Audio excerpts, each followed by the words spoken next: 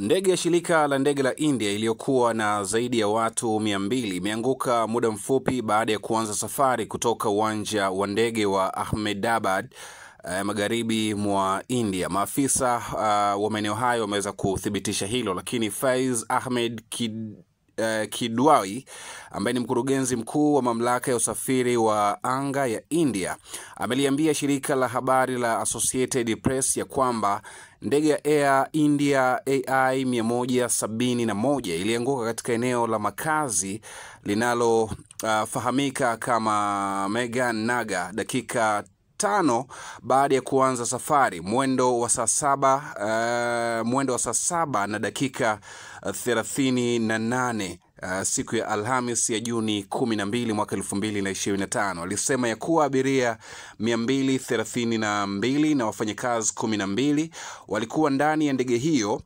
iliyokuwa ikielekea uwanja wa ndege wa London Gatwick nchini Uingereza. Ndege hiyo imeanguka katika eneo la makazi karibu kabisa na uwanja wa ndege wa Ahmedabad.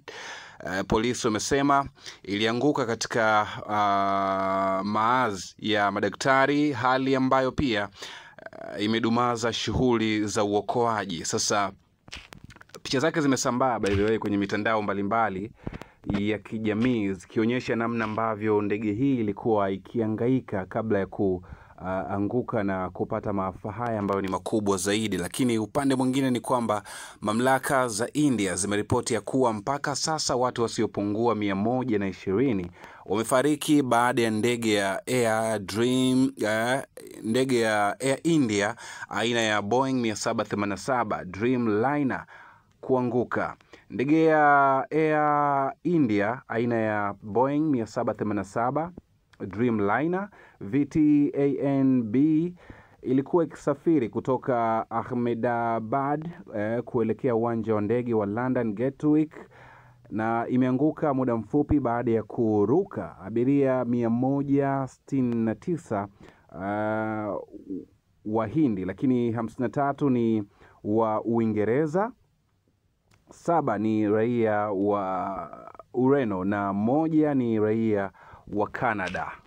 Tukio hili limetokea Alhamis ya leo ambapo takribani watu 120 kwa mujibu wa ripoti ambazo zimetolewa mpaka sasa tayari wameshapoteza maisha. Hii ni Habari Digital na of course hili ni moja kati ya tukio kubwa ambalo limetokea kwa siku hii ya leo majira ya saa 7 mchana baada ya ndege hii kuwa imeruka kuelekea kule Uingereza, lakini imepata ajali dakika chache tu baada ya kutoka kwenye uwanja wa ndege ambao ilikuwa ikitokea. Sasa hii ni Habari Digital na of course hizi ni moja kati ya updates ambazo zimetufikia na sisi tumeamua kuziwasilisha kwako kwa karibu zaidi na kwa uharaka zaidi.